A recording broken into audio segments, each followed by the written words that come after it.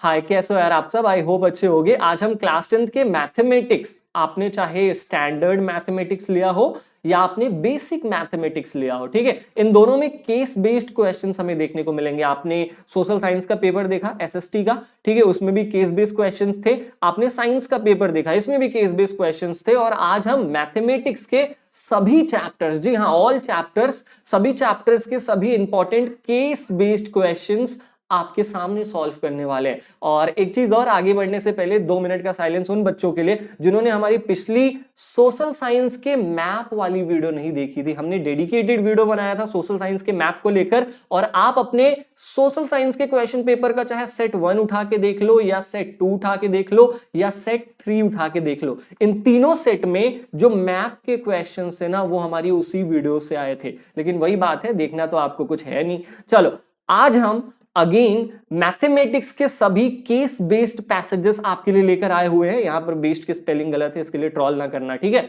चलो स्टार्ट करते हैं क्वेश्चन नंबर 1 से। देखो यार, इन सभी क्वेश्चंस को ध्यान से देखो और साथ में कॉपी पेन लेकर बैठो, ताकि आप भी सॉल्व करते रहो और एग्जाम में जब ऐसे क्वेश्चंस आए तो फटाफट आपके प्रैक्टिस में रहे, आपको अप्रोच पता चलेगा। देखो, मैं ये गारंटी नहीं कह सकता कि सभी क्वेश्चंस जो मैं यहां दे सकता हूं, जो दे रहा हूं, वहीं से आपको क्वेश्चंस देखने को मिलेंगे। लेकिन एक गारंटी है कि भाई इन क्वेश्चंस को करने के बाद ना, आप चाहे जो केस स्टडी क्वेश्चंस आए मैथमेटिक्स में, आप उसे सॉल्व कर लोगे, ठीक है। कैसे, चलो स्टार्ट करते हैं और फिर आपको दिखाते हैं। सबसे पहले केस स्टडी 1 हम करते हैं। To enhance the reading skills of grade 10 students, the school nominates you and 2 of your friends to set up class library. There are 2 section, section A and section B of grade 10। आपसे कह रहा है कि भाई class 10th के बच्चों की reading skill बढ़ाने के लिए आपको क्लास लाइब्रेरी सेटअप करना है, ठीक है। चलो, इन क्वेश्चंस पे ऐसे ज्यादा ध्यान नहीं देते, अभी आपको करना क्या है वो मैं आपको बताता हूं, ठीक है। देखो, यहां पर लिखा गया है कि भाई there are 32 students in section A and 36 students in section B. जब आपको ऐसे क्वेश्चंस दिए जाएं जिसमें 2 नंबर्स दिए हैं, देखो यहां पर 32 स्टूडेंट सेक्शन ए में है, 36 स्टूडेंट्स सेक्शन बी में है, तो यहां पे सेक्शन वाइज डिवाइड किया गया है ना। तो जब भी ऐसा क्वेश्चन आए जहां पर 2 नंबर दिया गया हो और डिवाइड किया गया हो दोनों नंबर को, कि भाई एक क्लास में इतने, एक क्लास में इतने, या एक रूम में इतने तो एक रूम में इतने, तो समझ लेना ये क्वेश्चंस एचसीएफ और एलसीएम वाले क्वेश्चंस हैं, ठीक है। तो केस बेस्ड क्वेश्चंस को पहचानना सीखो और इनको सॉल्व करना बहुत ही आसान होता है। जैसे क्वेश्चन नंबर 1 सॉल्व करते हैं कि what is the minimum number of books you will acquire for the class library so that they can be distributed equally among students of section A and section B, ठीक है। हमने समझ लिया कि LCM SCF का क्वेश्चन है। अब देखो, 2-3 ट्रिक्स बताता हूं मैं तुम्हें। सबसे पहले, इन क्वेश्चंस में अगर आप मैक्सिमम लिखा हुआ देखो, ठीक है, तो आपको क्या निकालना है, आपको HCF निकालना है। देखो, बहुत कमाल की चीज बता रहा हूं उन बच्चों के लिए जिनको ऐसे क्वेश्चन समझ नहीं आते। देखो यहां पर मिनिमम लिखा है ना, तो जब मिनिमम लिखा हो तो आपको क्या निकालना है, मिनिमम। मिनिमम लिखा हो तो आपको एलसीएम निकालना है। क्या निकालना है, एलसीएम निकालना है। मैक्सिमम लिखा हो तो आपको एचसीएफ निकालना है। ऐसे ही अगर मैक्सिमम की जगह हाईएस्ट भी लिखा हो ना, तो भी हमें एचसीएफ निकालना है, और लोएस्ट या लीस्ट लिखा हो तो हमें क्या निकालना है, एलसीएम निकालना है, ठीक है। तो इन क्वेश्चंस में हम देखते हैं कि क्या लिखा है। देखो, सबसे पहले यहां पे लिखा है कि भाई what is the minimum number, तो हमें क्या निकालना है, एलसीएम निकालना है। किसका एलसीएम निकालना है, हमने ऊपर देखा था 2 नंबर्स दिए गए थे हमें। कौन कौन से नंबर दिए गए थे, ये आप ऊपर देख सकते हो कि भाई 32 स्टूडेंट्स हैं सेक्शन ए में और 36 स्टूडेंट्स हैं सेक्शन बी में, ठीक है। तो अब देखो, अब क्या करते हैं, हमें एलसीएम निकालना है। पहले क्वेश्चन में हमने देखा क्या निकालना है, हमें एलसीएम निकालना है। किसका, 32 और 32 और 36 का एलसीएम निकालना है। क्यों, क्योंकि यहां पे मिनिमम लिखा हुआ है, ठीक है। तो चलो पहले फैक्टराइजेशन करते हैं, ये मेरा मेथड है। पहले मैं फैक्टराइज करता हूं, 2, ठीक है, 16, 2 8 जा 16, नाउ 2 4 जा 8, 2 2 जा 2 1 जा, ठीक है। तो 32 का फैक्टराइजेशन हमने क्या किया, 2 इंटू 2 इंटू 2 इंटू 2 इंटू 2, ठीक है। अच्छा, अब 36 का भी फैक्टराइजेशन करते हैं। 36 का फैक्टराइजेशन क्या होगा, 2 18 जा 36, ठीक है, 2 9 जा 18, 3 3 जा एंड 3 1 जा, तो 2 इंटू 2 3 इंटू 3, ये 36 का फैक्टराइजेशन हुआ। 2 इंटू 2 इंटू 3 इंटू 3, ठीक है, फैक्टराइजेशन हो गया। अब आपको क्या निकालना है, मिनिमम लिखा है मतलब एलसीएम निकालना है। क्या निकालना है, एलसीएम, m, तो एलसीएम इन दोनों का क्या हो जाएगा, एलसीएम मतलब ये कॉमन हो गया तो हमने लिखा 2, फिर ये और ये कॉमन हो गया तो हमने अगेन लिखा मल्टीप्लाइड बाई 2। अब और कोई तो कॉमन नहीं हो रहा है, यहाँ पे 3 नहीं है और यहाँ पे 2 नहीं है तो कॉमन नहीं होगा, ठीक है। तो सभी को मल्टीप्लाई कर देंगे, 2 इंटू 2 इंटू 2, 3 2 ऊपर थे और 2 3s नीचे थे, तो मल्टीप्लाई कर दो, 2 2 जा 4, 2 जा 8, ठीक है, 8 2 जा हो गया हमारा 16, ठीक है, 16 2 जा हो गया हमारा 32, 32 और 3 जा हो गया हमारा 32, 3 जा 3 2 जा 6, 3 3 जा 9, 96 हो गया। और 96 को अगेन मल्टीप्लाइड करेंगे 3 से तो हमारा कितना आ जाएगा, 6 3 जा 18, ये 288 हमारा करेक्ट आंसर होगा। तो हमने कैसे निकाला आपको पता चला। Now we will move to our question number 2। If the product of two positive integers is equal to the product of their HCF and LCM, then HCF of 32 36 is. अब देखो इतना बड़ा क्वेश्चन दिया है जिसका कोई मतलब नहीं है, आपसे क्वेश्चन बस इतना पूछ रहा है कि भाई एचसीएफ कितना है 32 और 36 का, ठीक है। तो फैक्टराइजेशन अभी हमने निकाला था 32 का, कितना था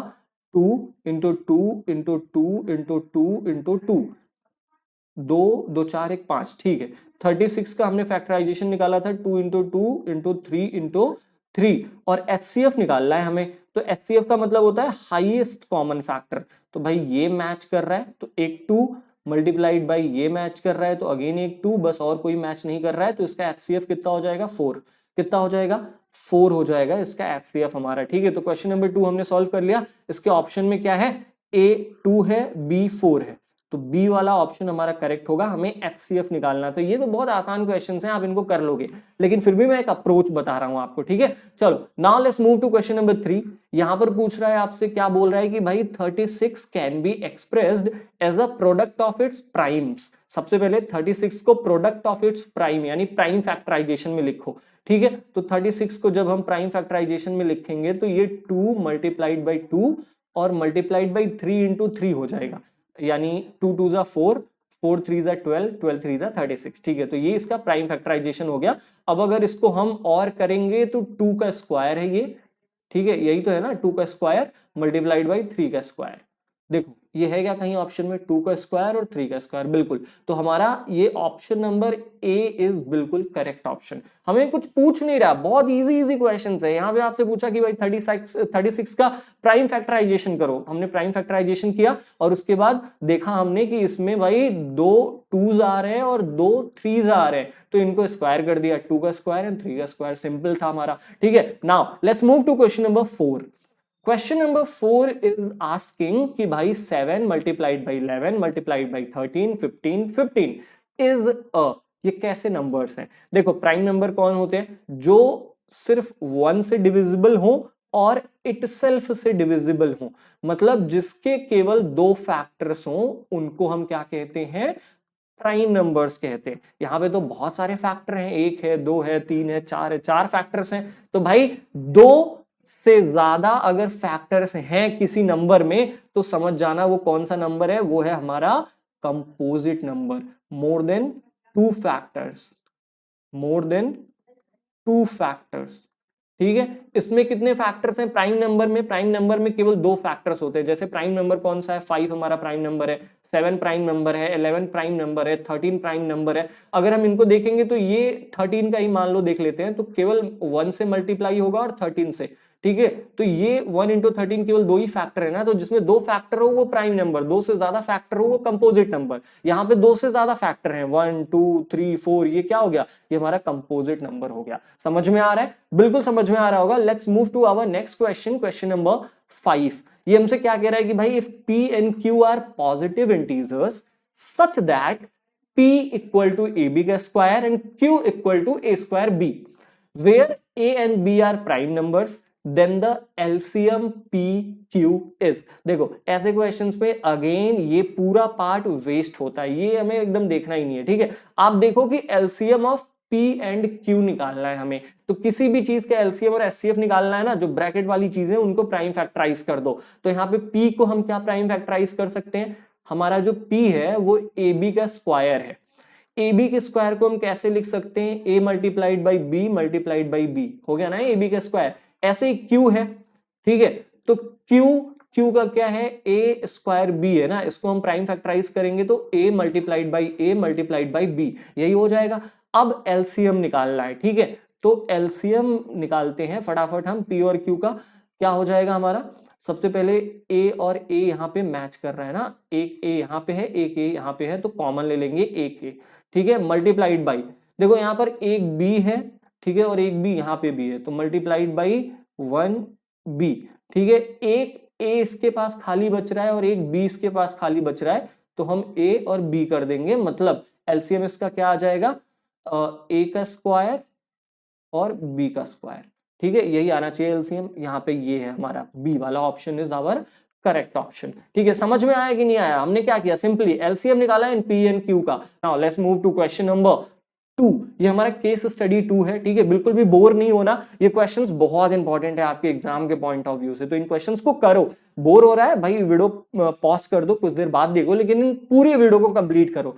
हमने बहुत एफर्ट लगा के रिसर्च करते हैं, तब आपके लिए ये वीडियोस लाते हैं, ठीक है। अच्छा, केस स्टडी 2 की तरफ चलते हैं। Seminar is being conducted by an educational organisation, एक सेमिनार चल रहा है, आप पिक्चर में भी देख सकते हो, where the participants will be educators of different subjects. तो यहाँ पर जितने भी लोग आए हुए हैं ना, ये अलग अलग सब्जेक्ट के टीचर्स हैं, मतलब हो सकता है कोई मैथ का टीचर हो यहाँ पे, हो सकता है कोई इंग्लिश का टीचर हो, ठीक है, हो सकता है कोई पीछे वाला साइंस का टीचर हो, तो सब मिक्स होके बैठे हुए हैं यहाँ पे। तो अब तक हमने क्या पढ़ा कि भाई एक यहाँ पे सेमिनार चल रहा है और इस सेमिनार को जो अटेंड करने वाले पार्टिसिपेंट्स हैं वो अलग अलग सब्जेक्ट के टीचर्स हैं, ठीक है। The number of participants in Hindi, English और मैथमेटिक्स आर 60, 84 एंड 108। यहाँ पे साइंस काट के हिंदी कर देते हैं, ठीक है, साइंस काट के हम क्या करते हैं यहाँ पे हिंदी कर देते हैं, ठीक है। चलो तो इसको इरेज कर दिया और यहाँ पे हमने लिख दिया हिंदी, ठीक है। तो यहाँ पे आपसे बोल रहा है कि भाई हिंदी वाले कितने बच्चे हैं, 60 हैं, हिंदी के कितने बच्चे हैं, 60 स्टूडेंट्स हैं, ठीक है। इंग्लिश के कितने स्टूडेंट्स हैं, 84 हैं, इंग्लिश के 84 स्टूडेंट्स हैं, सॉरी स्टूडेंट्स नहीं टीचर्स हैं, और मैथ के हमारे टोटल 108 टीचर्स हैं, ठीक है। ये अब तक हमें इस क्वेश्चन में बताया गया, ठीक है, हमने देख लिया। अब आगे क्वेश्चंस को देखते हैं, एक्चुअल इससे रिलेटेड क्या क्वेश्चंस हो सकते हैं। इन ईच रूम, अच्छा आपने ये नोटिस किया कि नहीं, हमने पिछले वाले टर्म में भी आपने नोटिस किया कि नहीं कि भाई इस क्वेश्चन में भी डिवीजन है, कि हिंदी के कितने टीचर्स हैं 60, इंग्लिश के कितने टीचर्स हैं 84, मैथमेटिक्स के कितने टीचर हैं 108। तो ये डिवीजन वाला क्वेश्चन लग रहा है, मतलब हमें या तो एलसीएम निकालना है या तो एचसीएफ निकालना है, ठीक है। आप पहचान सकते हो भाई ऐसे क्वेश्चंस को, इसमें बहुत सारे 2 से ज्यादा नंबर्स दिए हैं, यानी या तो एलसीएम निकालना है हमें इन नंबर्स का या तो एचसीएफ निकालना है, बस और कुछ नहीं करना। अच्छा चलते हैं आगे, क्वेश्चन नंबर 1 को देखते हैं। क्वेश्चन नंबर 1 क्या कह रहा है कि in each room the same number of participants can be, ये सब पढ़ने की जरूरत भी नहीं है, बस देखो मिनिमम मैक्सिमम लिखा है क्या, यहाँ पे लिखा है मैक्सिमम, मतलब एक चीज तो क्लियर हो गया, हमें एचसीएफ निकालना है, किसका किसका, हिंदी के जितने टीचर्स हैं, हिंदी के 60 टीचर्स हैं, ठीक है, इंग्लिश के कितने टीचर्स हैं हमारे पास 84 टीचर्स हैं, और मैथमेटिक्स के हमारे पास 108 टीचर्स हैं, ठीक है। तो हमें क्या करना है, इनका एचसीएफ निकालना है। तो सबसे पहले इनका प्राइम फैक्टराइजेशन करते हैं, 60 का प्राइम फैक्टराइजेशन करते हैं, ठीक है, 60 2 30 जा 60, 2 15 जा, 3 5 जा 15 एंड 5 1 जा, ठीक है। तो 60 का जो प्राइम फैक्टराइजेशन होगा वो हमारा 2 multiplied by 2 multiplied by 3 into 5, ठीक है। अच्छा 84 का जो प्राइम फैक्टराइजेशन होगा वो क्या होगा, 84 2 4 जा 8, 2 2 जा 4, ओके, 2 2 जा 4, 2 1 जा, ओके, 3 7 जा 21, ओके, 7 1 जा। चलो तो 84 का भी जो प्राइम फैक्टराइजेशन होगा 2 multiplied by 2 multiplied by 3 multiplied by 7। ऐसे ही 108 का भी प्राइम फैक्टराइजेशन कर लेते हैं, एचसीएफ निकालना है भाई, एचसीएफ एलसीएम दोनों में प्राइम फैक्टराइजेशन की जरूरत पड़ेगी, याद रखना, ठीक है। अच्छा 108 का प्राइम फैक्टराइजेशन करते हैं, 2 5 जा 10, 2 4 जा 8, 2 2 जा 4, ठीक है, 2 7 जा 14, ओके, 3 3 9 जा 3 3 जा एंड अगेन 3 1 जा। तो 108 का जो प्राइम फैक्टराइजेशन हो जाएगा वो कितना हो जाएगा, 2 मल्टीप्लाइड बाई 2 मल्टीप्लाइड बाई 3, ठीक है, multiplied by 3 again multiplied by 3। अच्छा अब एचसीएफ निकालना है, तो देखो भैया कौन कौन से तीनों में कॉमन है। सबसे पहले 1 1 1, मतलब यहाँ पे 2 जो है ये तीनों में कॉमन है, तो सबसे पहले एचसीएफ निकालते टाइम हम एक 2 ले लेते हैं, ठीक है 2, क्यों? क्योंकि ये तीनों में कॉमन है। अगेन देखते हैं, यहां भी है, यहां भी है और यहां भी है, तो अगेन एक 2 हो गया हमारा कॉमन। 3 है क्या? बिल्कुल 3 तीनों में है, तो ये भी हमारा कॉमन हो गया। और कोई कॉमन मिल रहा है? नहीं। 5 इसमें है तो इसमें नहीं है, इसमें भी नहीं है, हाँ तो और कोई कॉमन नहीं मिल रहा, तो बस एचसीएफ हमारा निकल गया 2 2 4, 4 3 12, 4 3 12। तो हमारा इसका करेक्ट ऑप्शन क्या हो जाएगा? ऑप्शन नंबर बी, यानी 12। तो आपको मैं ट्रिक बता रहा हूं कि भाई मैक्सिमम देखो तो एचसीएफ निकालो, मिनिमम देखो तो एलसीएम निकालो, ठीक है। Now we will move to question number 2। Question number 2 में पूछ रहा है कि भाई what is the minimum number of rooms required during the event. कितनी मिनिमम नंबर ऑफ रूम चाहिए इस इवेंट में? ये जो ऑर्गेनाइजेशन सेमिनार कंडक्ट कर रही है, इस सेमिनार को कंडक्ट करने के लिए भाई कितने रूम का अरेंजमेंट उसे करना पड़ेगा ताकि सभी टीचर्स उसमें आ जाएं और हर रूम में केवल 12 टीचर्स ही रहें। ठीक है, समझ में आया ये क्वेश्चन? नहीं समझ में आया होगा, मैं फिर से बताता हूं। देखो सबसे पहले तो टोटल कितने लोग हैं आपसे पूछ के आ रहा है इस क्वेश्चन में कि भाई कितने रूम चाहिए ताकि ये सारे टीचर्स उन रूम्स में फिलअप हो सके। लेकिन एक कंडीशन है कि हर रूम में केवल 12 टीचर्स ही रह सकते हैं। तो सबसे पहले क्या करो, टोटल टीचर्स कितने हैं वो काउंट कर लो। कितने हैं total teachers? 60 plus 84, 60 plus 84 plus 108, ये हमारा कितना हो जाएगा? 252 हो जाएगा आई थिंक, 252। ठीक है, टोटल टीचर हमारे कितने हो गए? 252। ये तीनों हिंदी इंग्लिश मैथमेटिक्स के मिला के हमारे पास 252 टीचर हैं। और each room can contain 12 teachers. ठीक है, हर रूम में हम केवल 12 टीचर्स ही ला सकते हैं और टोटल 252 टीचर्स हैं। तो भाई कितने रूम चाहिए ये पता करने के लिए आपको 12 को डिवाइड करना है 252 से। 252 को डिवाइड कर दो 12 से, ठीक है 12 से। तो 12 2 जा 24, ओके 1, 12 1 जा 12। ठीक है, तो कितने रूम्स हमें चाहिए?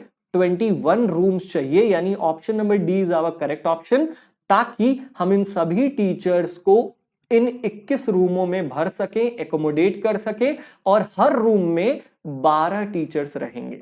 ठीक है, तो this is the question that we have done for you. चलो let's move to question number 3। Question number 3 की तरफ चलते हैं। The LCM of 60, 84 and 108 is. अब भाई इसका एलसीएम निकालना है, तो एलसीएम तो निकालना बहुत आसान है। सबसे पहले क्या करो, प्राइम फैक्टराइजेशन कर लो। जैसे 60 का प्राइम फैक्टराइजेशन होगा 2 मल्टीप्लाइड बाई 2, फिर मल्टीप्लाइड बाई 3 मल्टीप्लाइड बाई 5। 84 का जो प्राइम फैक्टराइजेशन होगा वो क्या होगा? 2 multiplied by 2 multiplied by 3 multiplied by 7। 2 2 जा 4, 4 3 जा 12, 12 7 जा 84। सही है। 108 का prime factorisation 2 multiplied by 2 multiplied by 3 multiplied by 3 and again multiplied by 3। ठीक है, यही तो था ना 108 का। फिर से 108 का कर लेते हैं प्राइम फैक्टराइजेशन, थोड़ा कंफ्यूजन इसमें। 2 2 5 जा 10, 2 4 जा 8, अगेन 2 2 जा 4, 2 7 जा, अगेन 3 9 जा, अगेन 3 3 जा, अगेन 3 1 जा। सही है। ठीक है, तो ये हमने प्राइम फैक्टराइजेशन निकाल लिया। ठीक है, अब हमें निकालना है एलसीएम। ठीक है, तो एलसीएम निकालना तो आता ही होगा आपको, इट्स वेरी इजी। एलसीएम निकालना आता होगा, इट्स वेरी इजी। कैसे निकालोगे? सबसे पहले देखो कॉमन क्या है, कॉमन है हमारा इसमें 2। ठीक है, तो 2 मल्टीप्लाइड बाई अगेन 2। ठीक है, अच्छा मल्टीप्लाइड बाई अगेन 3, 3 भी कॉमन है इसमें, दिख रहा है? बिल्कुल दिख रहा है। अब और कोई इसमें कॉमन नहीं दिख रहा है, लेकिन बचे हुए को भी हम मल्टीप्लाई करेंगे। ठीक है, 2 2 और 3 ये तीनों तो कॉमन है, बचे कितने? 5, यहां multiplied by 7 multiplied by 3 multiplied by 3। ठीक है, तो अब इन सबको जब तुम मल्टीप्लाई करोगे तो इसका एलसीएम तुम्हारा कितना आ जाएगा? 2 2 जा 4, 2 2 जा 4, 4 3 जा 12, 12 5 जा 60। Now 60 multiplied by 7 multiplied by 9। ठीक है, तो 67 जा देख लेते हैं कितना होता है। 67 जा 7 0 जा 0 and 7 1 जा 7, 7 2 जा 14, 7 3 जा 21, 28। now again 35 and 42। ठीक है, तो 420 हो जाएगा।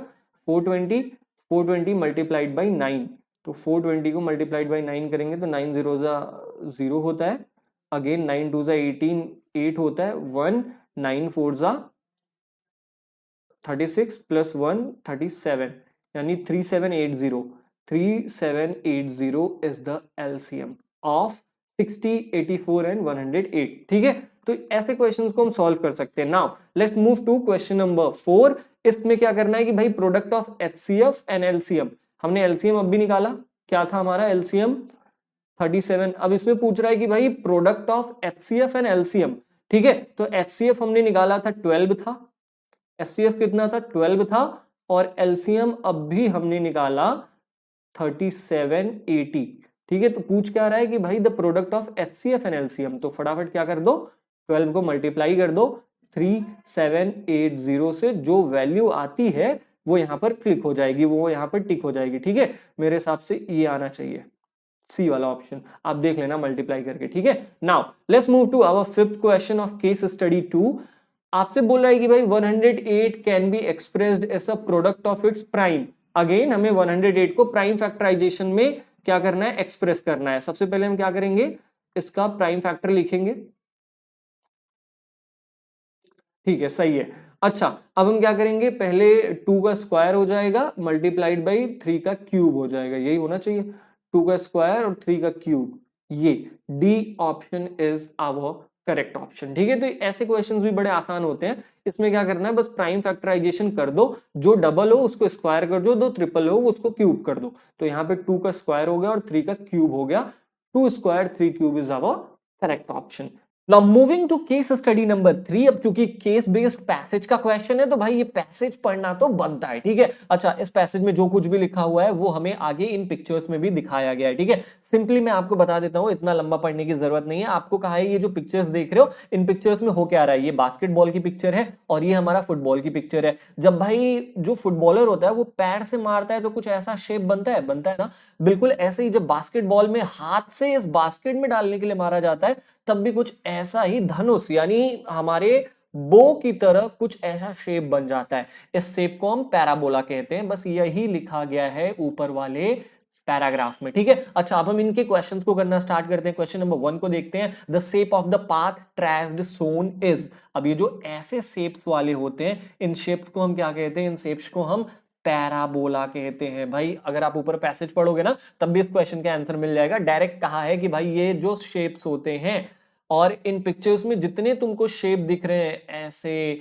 ऐसे, ये शेप को हम क्या कहते हैं, पैराबोला कहते हैं। ठीक है, तो याद रहेगा, बिल्कुल याद रहेगा। नहीं याद रहे तो जो धनुष हम यूज करते हैं ना, हम धनुष बाण खेलते हैं ना बचपन में, तो जो धनुष होता है वो भी हमारा पैराबोला ही होता है। ठीक है, ये वाला जो शेप होता है ये पैराबोला कहलाता है। अच्छा चलते हैं अपने क्वेश्चन नंबर 2 की तरफ। The graph of parabola opens upwards if.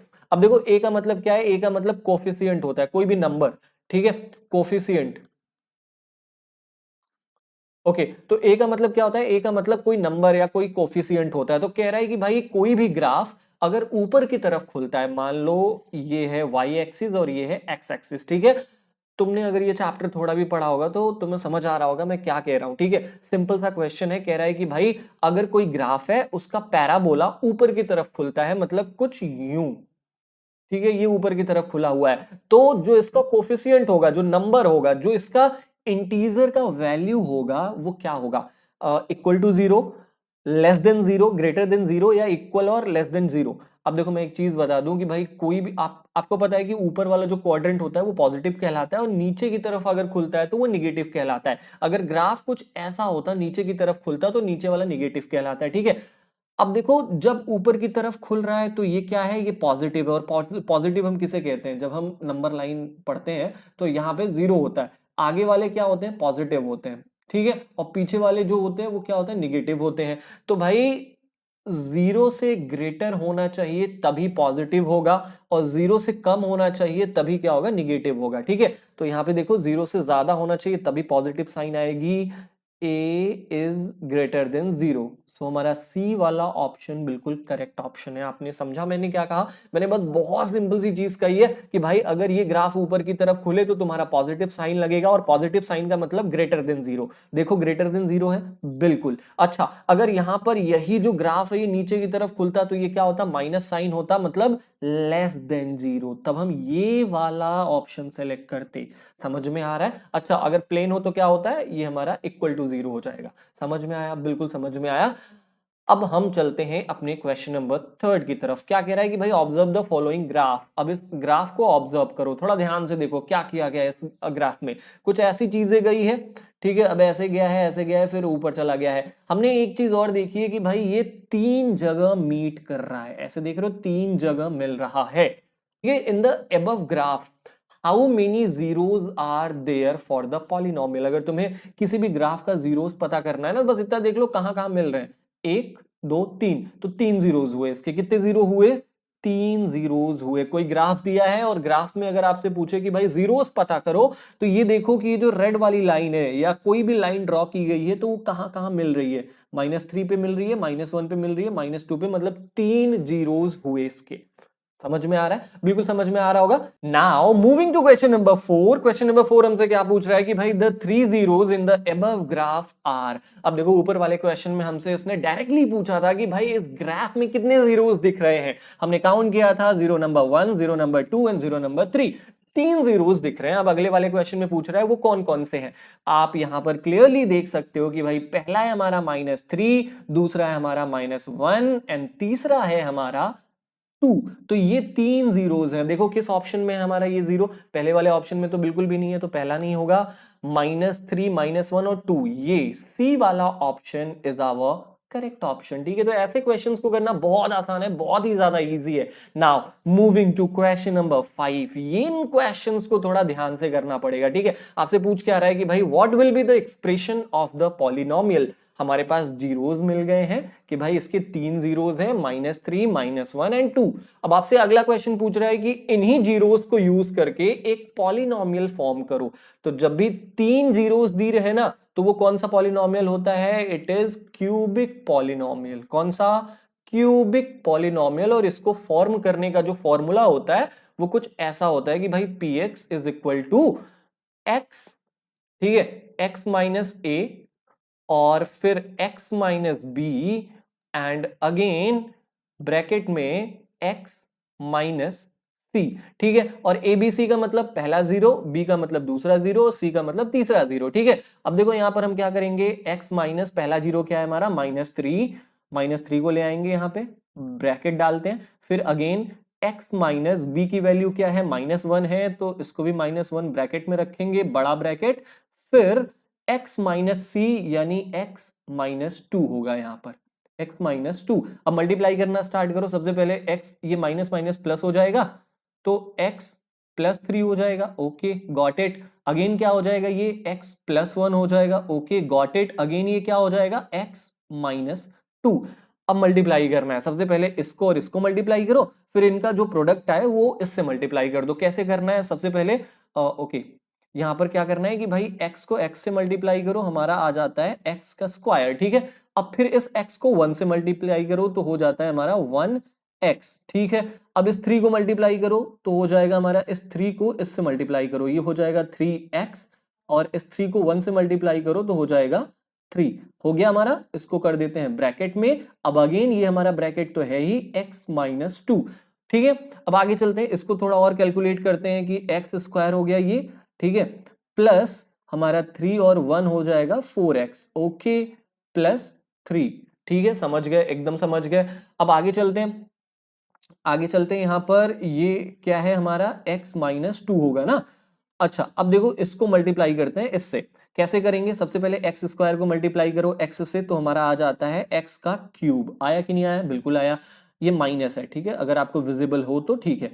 अच्छा, अब फिर इस एक्स स्क्वायर को -2 से मल्टीप्लाई करो, तो मेरे हिसाब से इसका आएगा 2x का स्क्वायर। माइनस की साइन इसलिए क्योंकि यहां पर माइनस है, और माइनस और प्लस मल्टीप्लाई होते हैं तो माइनस आता है हमेशा। तो x की क्यूब -2 स्क्वायर, 2x स्क्वायर। अब इस 4x को मल्टीप्लाई करो इससे, ठीक है, तो 4x को मल्टीप्लाई किया तो आया हमारा 4x का स्क्वायर, क्योंकि 2x है। ठीक है, तो 4x को मल्टीप्लाई करोगे x से तो 4x का स्क्वायर आएगा। अच्छा, फिर इस 4x को मल्टीप्लाई करो -2 से, कितना आना चाहिए हमारा, माइनस प्लस साइन है तो माइनस आएगी हमेशा, और 4 2 हो गया 8x।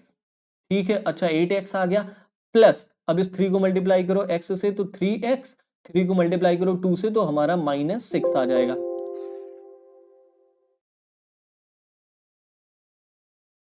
नाउ इस 3 को 2 से मल्टीप्लाई करेंगे तो हमारा जो रिजल्ट आएगा ये -6 आ जाएगा। अब इस इक्वेशन को सॉल्व करते हैं, हमारा आंसर इन्हीं ऑप्शंस में से कोई होगा। सबसे पहले क्या करेंगे, एक्स क्यूब है, एक्स क्यूब लिख देते हैं। ठीक है, हाँ बिल्कुल सही है।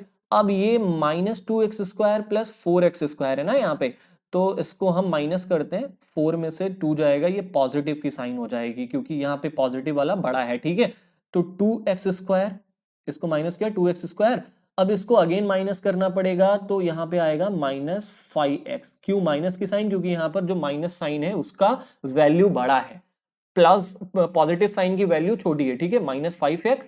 अब आगे क्या बचा हमारा, -6। तो देख लो ये है क्या, किसी में x cube plus 2x² plus 2x² -5x -6। ठीक है, तो आई होप कि I am able to explain you very well now. आप इसका स्क्रीनशॉट भी ले सकते हो कि भाई पॉलिनोमियल कैसे क्रिएट करना है। अगर आपको जीरोस पता है तो 3 जीरोस है तो क्यूबिक पॉलिनोमियल, 2 जीरोस है तो क्वाड्रेटिक पॉलिनोमियल। समझ में आ रहा है, ये हमारा formula x - a, x - b और x - c।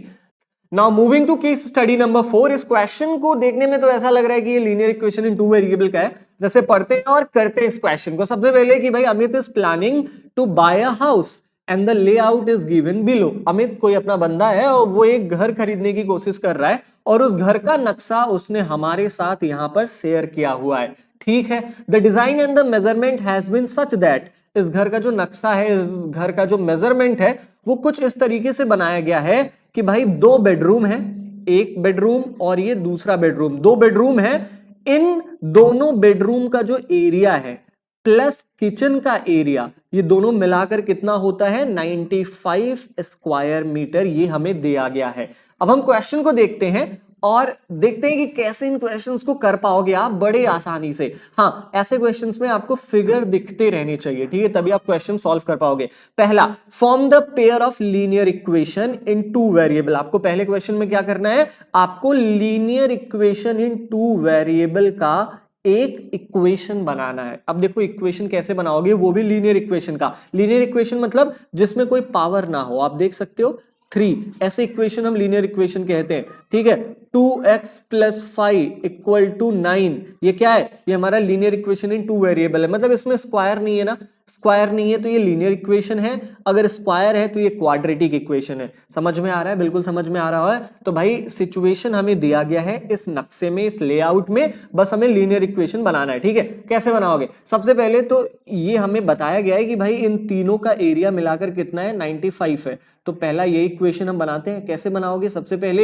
Area of first bedroom, area of first bedroom, ठीक है, plus area of second bedroom. ध्यान से देखना, बहुत कमाल की चीज आपको बताने वाले हैं हम। फिर area of kitchen, area of kitchen, ये तीनों मिलाकर कितना है, 95 स्क्वायर मीटर। अब एरिया ऑफ फर्स्ट बेडरूम क्या हो जाएगा, लेंथ इंटू ब्रेथ, यानी 5x। ठीक है, तो यहां पर हम लिखेंगे 5x plus area of second bedroom. Area of second bedroom कितना है, अगेन लेंथ 5 मीटर, ब्रेथ हमारी कितनी हो जाएगी, ये वाली बिल्कुल इसके जैसी, यानी x। ठीक है, तो अगेन हमें एरिया ऑफ सेकेंड बेडरूम भी मिल गया 5x plus area of kitchen देखते हैं कितना है। एरिया ऑफ किचन, लेंथ हमें दिख रहा है y है और ब्रेथ हमें दिख रहा है, बिल्कुल इसके सीधे आ जाओ तो 5 है। ठीक है, तो 5y is equal to 95 square metre. ठीक है, यही इक्वेशन बन रहा है हमारा। इसको हम ऐड कर देंगे, 10x + 5y = 95 आ जाएगा हमारा। ठीक है, और इसको सॉल्व करते हैं अगर, 5 2 = 10, 5 1 = 5, ठीक है, यहां पर y आ जाएगा, और 5 19 जा होता है हमारा 95। तो इस तरीके से हमें अपना पहला इक्वेशन मिल गया। लेकिन हमें यहां पर पेयर ऑफ लीनियर इक्वेशन बनाना है ना, तो दूसरा देखते हैं। दूसरा भी यहीं पर सिचुएशन दिया गया है, आप ध्यान से देख सकते हो कि भाई ये x प्लस 2 प्लस y, ये तीनों मिलाकर कितने हैं, यहां पर दिया गया है 15 मीटर। तो यहां से भी हम अपना एक इक्वेशन बना सकते हैं। कैसे बना सकते हैं, सबसे पहले x प्लस 2 प्लस y, ये तीनों मिलाकर कितना दिया गया है आपके पास 15 है। ठीक है, तो हम क्या करेंगे, हम x प्लस y और 15 2 को उधर भेजेंगे, माइनस हो जाएगा। इस तरीके से हमें जो दूसरा इक्वेशन मिलता है x plus Y equal to 13, ये हमारा दूसरा इक्वेशन है। ठीक है, तो पहला इक्वेशन हमने फॉर्म किया ये है, और दूसरा इक्वेशन हमने फॉर्म किया जो कि ये है। तो पेयर ऑफ लीनियर इक्वेशन निकाल लोगे। ठीक है, बहुत ही आसान है यार ऐसे क्वेश्चंस को करना।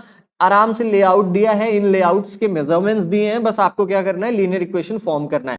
Now moving to question number 2। Question number 2 बहुत आसान है। क्यों? क्योंकि भाई इसमें पूछ रहा है कि find the length of the outer boundary of the layout. अब ये देखो, ये लेआउट है और ये लेआउट की आउटर बाउंड्रीज है। ये जो बाउंड्रीज में बना रहा हूं ये लेआउट की आउटर बाउंड्रीज है। बस आपको इसी का लेंथ बताना है, मेजरमेंट बताना है कि ये कितना है। ठीक है, तो आपको ये जो शेप दिख रहा है, ये शेप किस शेप में है? ऑब्वियसली ये रेक्टेंगल है, और रेक्टेंगल के आउटर बाउंड्री का शेप पता करना है तो कितना हो जाएगा, पेरीमीटर, इसका हम पता कर लेंगे। पेरीमीटर ना भी पता करो तो भी डायरेक्टली हम पता कर सकते हैं कि भाई ये हमारा 15 है तो इधर भी 15 होगा, और ये हमारा 12 है तो इधर भी कितना होगा, 12 होगा। ऐड कर लो इन चारों को, आपको इस क्वेश्चन का आंसर मिल जाने वाला है। ठीक है, अच्छा आगे चलते हैं क्वेश्चन नंबर 3 की तरफ। Find the area of each bedroom and kitchen in the layout. आपको एरिया पता करना है, लेकिन एरिया तब पता होगा जब इस x की वैल्यू हमें पता होगी। क्योंकि अगर इस बेडरूम का एरिया निकालना है तो हम मल्टीप्लाई कर देंगे कि भाई 5 multiplied by x equal to 5x, लेकिन ये कोई वैल्यू थोड़ी हुई। अब यहां पर x की वैल्यू हमें पता करनी है, तब जाकर एरिया पता चलेगा। ठीक है, तो x की वैल्यू पता करने के लिए हमें वही दो equation 2x plus Y equal to 19, ठीक है, और x plus Y equal to 13, इसी का यूज करना है। कैसे? सबसे पहले यहां से y की वैल्यू निकालो पहले वाली इक्वेशन से, from equation 1 2x equal to 19 minus Y. ठीक है, बिल्कुल सही है। और x equal to 19 minus Y by 2। ठीक है, तो बिल्कुल x की वैल्यू हमें पता चल गई यहां पर y। अब इस x की वैल्यू को हम इस इक्वेशन नंबर 2 में पुट करेंगे। ठीक है, तो अगर पुट करते हैं तो कितनी हो जाएगी, 19 minus Y by 2 plus y equal to 13। अब इस y को उधर करेंगे तो हो जाएगा 19 minus Y upon 2 equal to 13 minus Y. Okay, अब इस 19 माइनस वाई को इधर ही रहने देंगे और इस 2 को मल्टीप्लाई कर देंगे इधर, तो भाई 13 2 हो जाता है 26 और माइनस 2y। ठीक है, अब वेरिएबल को एक तरफ करो, कोफिशिएंट को एक तरफ करो, तो minus Y plus 2y equal to 26 minus 19, यानी ये हमारे सामने कुछ इतना होकर आएगा। y इक्वल टू 26 माइनस 19 कितना हो जाता है हमारा 7। ठीक है, तो अब हमें y की वैल्यू पता चल गई। y की वैल्यू कहां पे है, ये है। ठीक है, अब y की वैल्यू पता चल गई कि 7 है, तो x की वैल्यू हमें पता चल जाएगी कि 6 है। काइस की सेकंड वाली इक्वेशन में रख के निकाल लो आप, x प्लस 7 इक्वल टू 13 है तो x इक्वल टू 6 हो जाएगा। ठीक है, अब तुम चाहो तो बेडरूम का एरिया निकाल लो। क्यों? क्योंकि x पता है तुम्हें 6 है, तो बेडरूम का एरिया कितना हो जाएगा, 5 इंटू 6 30 स्क्वायर मीटर। इस बेडरूम का भी एरिया इतना ही हो जाएगा, क्योंकि x यहां पर भी था तो x की वैल्यू है 6 5 30, तो ये बेडरूम भी कितना हो जाएगा 30 स्क्वायर मीटर। ठीक है, किचन का देख लेते हैं। y की वैल्यू हमने निकाली है 7, और ये वाली जो है ये हमें पता है 5 है, तो 5 7 35, इसका किचन का जो एरिया है 35 स्क्वायर मीटर है। ठीक है, तो हमने बेडरूम का भी किचन का भी सबका एरिया निकाल लिया। Now let's move to our question number 4। Find the area of living room in the layout. आपको इस लिविंग रूम का एरिया पता करना है। तो भाई हमने इन तीनों का एरिया पता किया है, इन तीनों को ऐड हम जब करेंगे तो कितना आएगा, हमें पता है 95 आएगा। ठीक है, प्लस बाथरूम का भी एरिया ले लेते हैं। इसकी जो चौड़ाई है वो 2 है, लंबाई 5 है। ठीक है, मतलब लेंथ 5 है और ब्रेथ 2 है, तो 5 2 10, इसमें 10 और ऐड कर दो, हो जाता है हमारा 105। ठीक है, अब टोटल एरिया पता करो और टोटल एरिया में से 105 को माइनस कर दो। टोटल एरिया पता करो, माइनस कर दो 105 को, आपको फोर्थ वाले का आंसर मिल जाने वाला है। ठीक है, now let's move to fifth question. आपसे पूछ रहा है कि भाई cost of laying tiles in kitchen at the rate of RS 50 पर स्क्वायर मीटर। अब चूंकि जो किचन है वो हमने निकाला था कि 35 स्क्वायर मीटर है। ठीक है, इतना पता है हमें किचन का एरिया।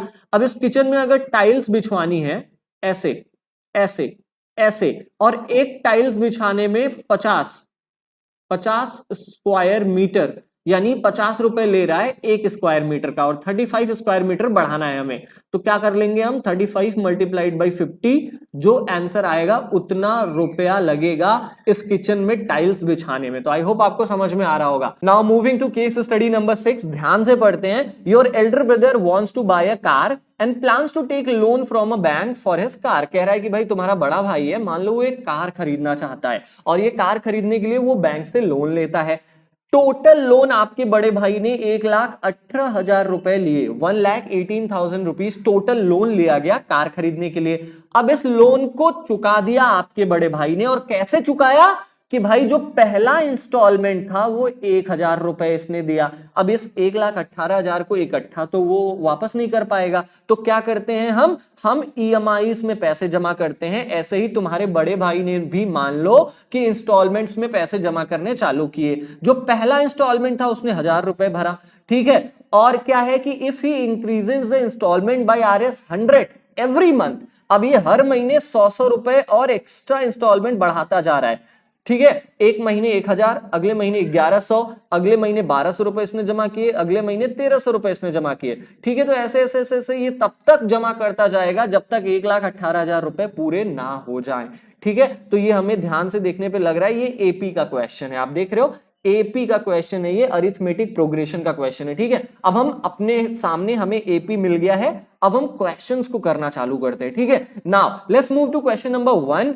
क्वेश्चन नंबर 1 कह रहा है कि भाई the amount paid by him in the 30th instalment. ठीक है, पहला इंस्टॉलमेंट कितना था 1,000 रुपए था, दूसरा 1,100 रुपए था, तीसरा 1,200 रुपए था। ठीक है, ऐसे ही 1,300 रुपए, हर महीने 100 रुपए बढ़ता जा रहा था।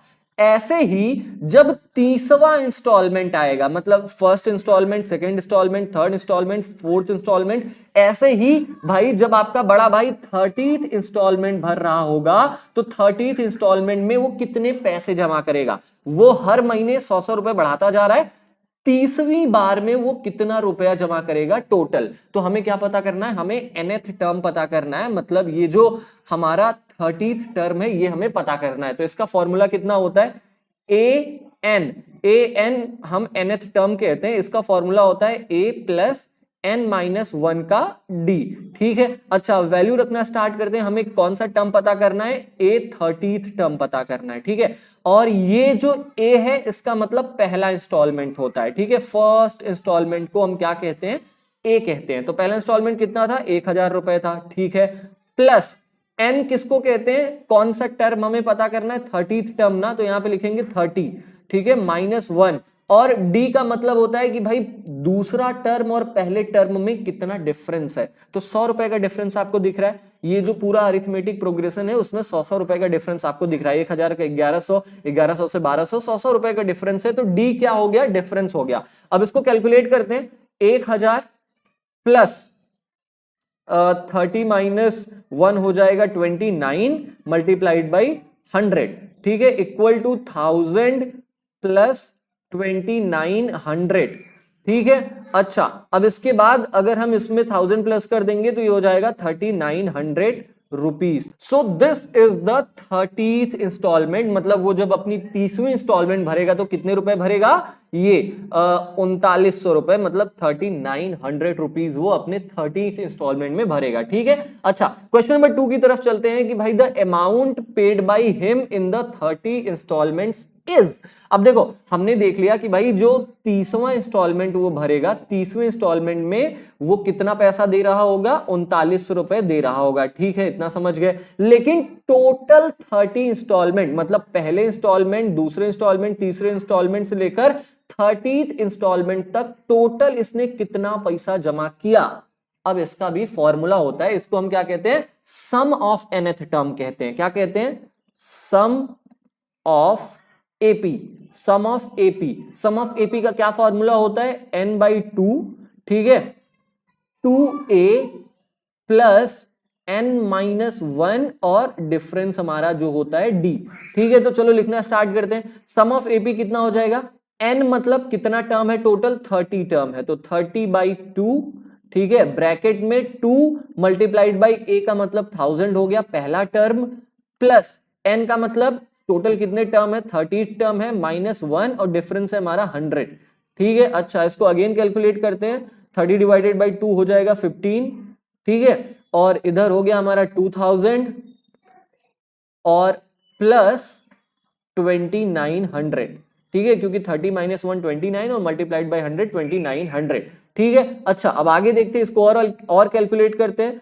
15 और ब्रैकेट का जो हो गया ये कितना हो गया हमारा, लगभग हो गया 4900 रुपीज, ठीक है। अब हम मल्टीप्लाई कर देंगे 15 मल्टीप्लाइड बाई 4900 रुपीज, तो हमें टोटल जो 30 इंस्टॉलमेंट में हमने पैसे जमा करे हैं वो मिल जाएगा। वो कितना हो जाएगा हमारा, ये हो जाएगा 73500, ठीक है, 73,500 रुपए टोटल हम 30 इंस्टॉलमेंट्स में जमा कर चुके होंगे, ठीक है। कितना, 73,500 रुपए, ठीक है, समझ में आया। अच्छा आगे चलते हैं क्वेश्चन नंबर 3 की तरफ। क्वेश्चन नंबर 3 हमसे क्या पूछ रहा है कि भाई what amount does he still have to pay after 30th instalment, मतलब टोटल इस बंदे ने, आपके बड़े भाई ने 1,18,000 रुपए जमा करने हैं इसको, ठीक है, 1,18,000 रुपीज इसको जमा करने हैं। कितना, 1,18,000, और इसने टोटल 30 इंस्टॉलमेंट में कितना पूरा किया है, 73,500 रुपए ये जमा कर चुका है, ठीक है। तो आपसे इस क्वेश्चन में पूछ रहा है कि भाई 30 इंस्टॉलमेंट के बाद उसे और कितने जमा करने हैं, तो इसमें से ये माइनस कर दो, हमारा जो आंसर आएगा वो कितना आ जाएगा, 44,500 रुपए, ठीक है। इतने आपके बड़े भाई को और जमा करने हैं 30th इंस्टॉलमेंट के बाद। 30 इंस्टॉलमेंट आपके बड़े भाई ने पूरा कर लिया, 30 इंस्टॉलमेंट में इतने पैसे जमा कर दिए, इतने में से कितना रह गया है, टोटल में से इतना माइनस कर देंगे, हमें पता चल जाएगा इतना रुपया और हमें जमा करना है, ठीक है। अच्छा फोर्थ क्वेश्चन पर चलते हैं। फोर्थ क्वेश्चन ध्यान से पढ़ते हैं कि भाई if total instalments are 40 then amount paid in the last instalment. आपसे पूछ रहा है कि भाई एपी में मान लो टोटल 40 टर्म्स है, ठीक है। मैं आपको सिंपल क्वेश्चन एकदम समझा देता हूं। कह रहा है कि अगर मान लो कि आपको 40 इंस्टॉलमेंट्स पे करने हैं, ठीक है, तो आपको टोटल 40 इंस्टॉलमेंट में जो लास्ट वाला इंस्टॉलमेंट होगा, 40th इंस्टॉलमेंट होगा, उसमें आपको कितना पैसा जमा करना पड़ेगा। तो हमारे पास एपी क्या है, एपी है हमारे पास 1000, 1100, ठीक है, 1200, यही तो है हमारा अरिथमेटिक प्रोग्रेशन इस क्वेश्चन के लिए, ठीक है, ऐसे ऐसे बढ़ता जाएगा। अब हमें कौन सा टर्म पता करना है, 40th टर्म पता करना है, ठीक है। तो A40 इज इक्वल टू, हमारा जो फर्स्ट टर्म होता है वो है 1000, 1000 प्लस नंबर ऑफ टर्म्स 40 - 1 और मल्टीप्लाइड बाई 100, क्योंकि हमारा डिफरेंस है 100, ठीक है, is equal to 1000 plus 3900। Now 4900 is the instalment of 40th instalment. जब हम 40वीं बार इंस्टॉलमेंट जमा करेंगे तो हमें इतने रुपए जमा करने होंगे, ठीक है। 30th इंस्टॉलमेंट में हमें कितना जमा करना था, हमें 30th इंस्टॉलमेंट में 39 रुपए जमा करना था, ठीक है। तो 40 इंस्टॉलमेंट्स में कितना, 39 प्लस 1000 और प्लस कर दो, हो जाएगा हमारा 4900 रुपीज जमा करने हैं हमें 40th इंस्टॉलमेंट में, ठीक है, समझ में आ रहा है। Let's move to our question number 5। अब आपसे पूछ रहा है कि भाई क्वेश्चन नंबर 5 में the ratio of the first instalment to the last instalment. पहला इंस्टॉलमेंट था 1000 रुपए और लास्ट इंस्टॉलमेंट जो 40वां इंस्टॉलमेंट था वो था 4900 रुपीज। तो इन दोनों का रेशियो कितना हो जाएगा, ये कट गया, ये कट गया, 10:49, 10:49 है क्या? तो हमारा बी वाला ऑप्शन बिल्कुल करेक्ट ऑप्शन हो जाएगा। तो भाई 5 क्वेश्चंस हमने आपके लिए कर दिए हैं और बाकी के 5 क्वेश्चन जो इस वीडियो के हैं और इसके साथ साथ सीबीएसई के और भी बहुत सारे इंपॉर्टेंट केस बेस्ड क्वेश्चन जो हम इस वीडियो में नहीं लेकर आ पाए हैं, वो सभी पीडीएफ फॉर्म में आपको इस वीडियो के डिस्क्रिप्शन बॉक्स में मिल जाएंगे। तो फटाफट इन 5 क्वेश्चंस को देखने के बाद पीडीएफ ओपन करो और उन केस बेस्ड क्वेश्चंस को भी प्रैक्टिस करने का ट्राई करो भाई, करने का ट्राई करो। जो नहीं आता गूगल से पूछो, मुझसे कमेंट बॉक्स में पूछो, I will answer. So this is all about this video. I hope आपको ये पूरा वीडियो बहुत अच्छा लगा होगा। So this may be one and only video from our side for your mathematics. So best of luck on 21st of March. अच्छे से paper देना और उसके बाद हिंदी के लिए भी हम अपनी तैयारी करेंगे। So bye bye, take care, love you all और जय हिंद।